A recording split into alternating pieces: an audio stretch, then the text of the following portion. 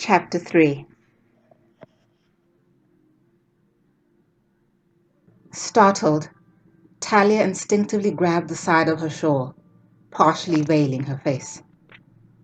Lost in her own thoughts, she hadn't even noticed anyone sitting by the well. From his garb, she knew he was a Jew. A simple tunic with a talith over his head. But yet there was something different about him, something majestic. Or maybe the heat was affecting her.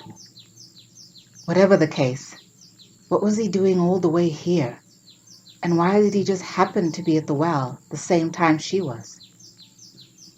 Thoughts of her last encounter at the well still made her insides turn. A traveling merchant had approached her, showing his wares.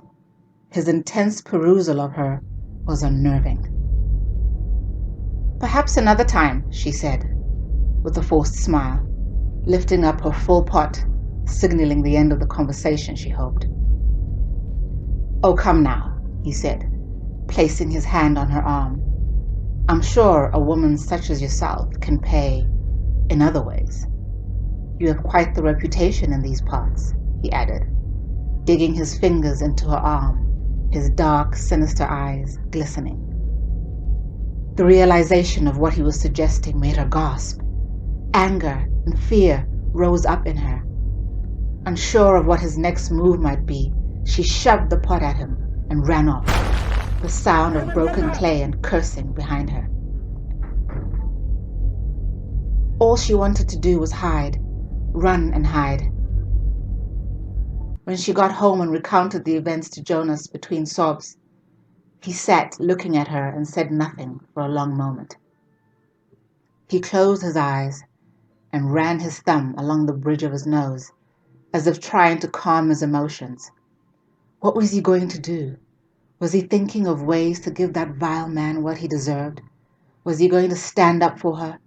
Was he going to make her feel safe again? Her answer finally came, as the sound of laughter came rolling out from deep within him and got louder and louder.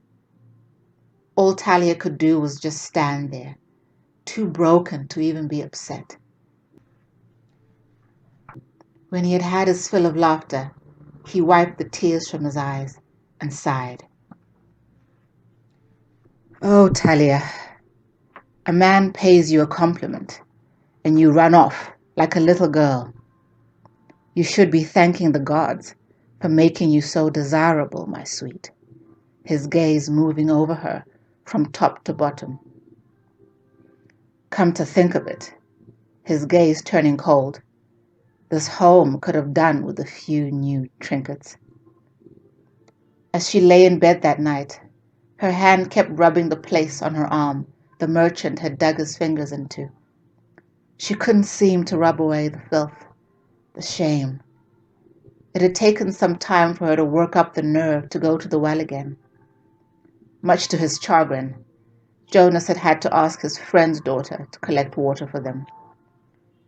And now that she had finally gotten the courage to venture out, here this man was, at the well.